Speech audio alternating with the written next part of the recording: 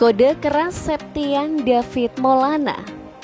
Gelandang serang yang juga mantan kapten tim PSIS Septian David Maulana dikabarkan mendapatkan cedera dan harus menjalani operasi lutut.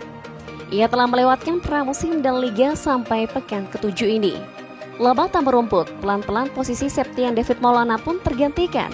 Adalah Rahmat Hidayat yang mengisi pos sayap Laskar Mahesa Jenar. Lama tak berkabar, Septian David Maulana pun mengunggah sebuah foto skuad PSIS Semarang dengan caption "Come on you Semarang". Sontak saja, unggahan David ini langsung mendapatkan respon dari para fans, seperti @tegar_rinfantris, "Happy back Masku 29", @geongfranco 12, "Biasa nih, nek wis ngene update ini jelas".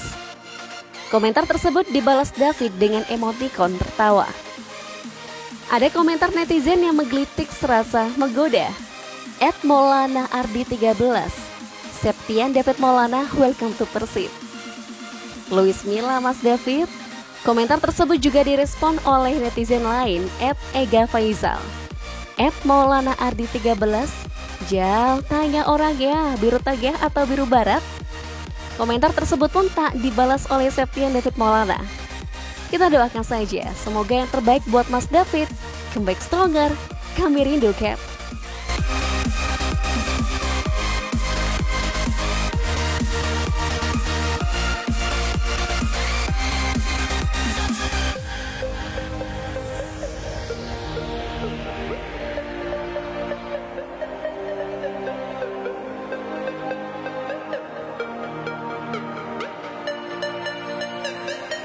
PSIS pulangkan Carlos Fortes.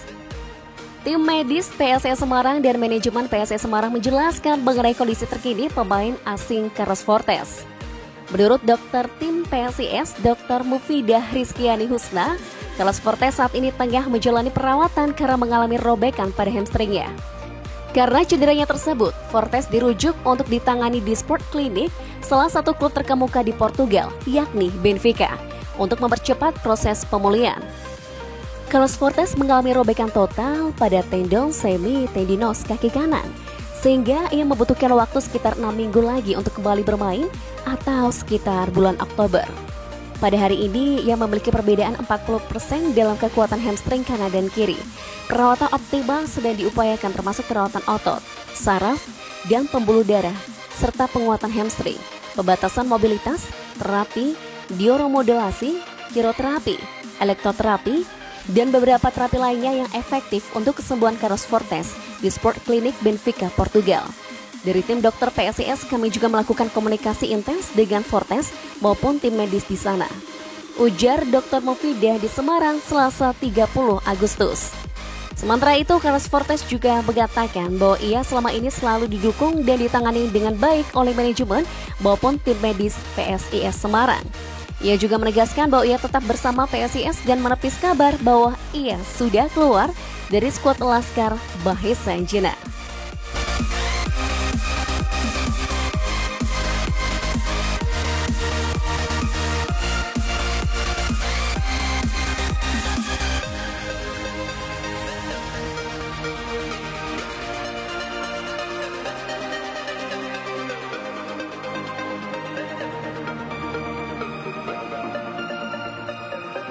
Vicenzo Anes datang ke Semarang.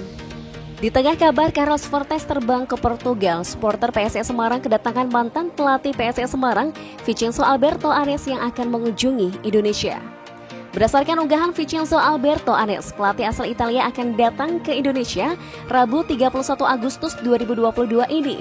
Momen kedatangan Vicenzo Alberto Anes ini berbarengan dengan harapan supporter PSIS Semarang yang ingin sang pelatih kembali menukangi Mahesa Jenar. Melalui Instastory, Vicenzo Alberto Anes mengunggah foto tiket ke Indonesia. Vicenzo Alberto Anes tidak spesifik menyebut tujuannya datang ke Indonesia. Namun banyak supporter PSIS Semarang mengaitkan kedatangan Vicenzo Alberto Anes untuk kembali melatih Mahesa Jenar. Saat ini Vicenzo Alberto Anes memang berstatus tanpa klub. Pelatih asal Italia baru selesai merampungkan kontrak dengan Gokulam Kerala di Liga India. Kondisi yang demikian ini membuat supporter PSIS Semarang semakin berspekulasi soal kembalinya Vicenzo Alberto Anes ke Mahesa Jenar. Kalau menurut kamu, gimana nih Lur? Bakalan ke Semarang atau ke klub lain?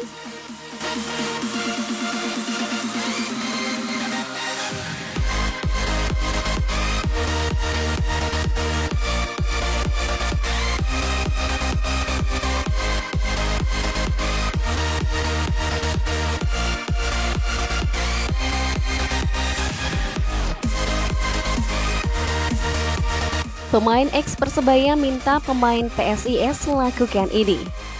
Ex pemain Persebaya Octavianus Fernando mengatakan timnya perlu mengembalikan performa seperti saat tampil di ajang Piala Presiden. Ya, kita mau berusaha terus untuk setidaknya mengembalikan performa seperti pramusim Piala Presiden.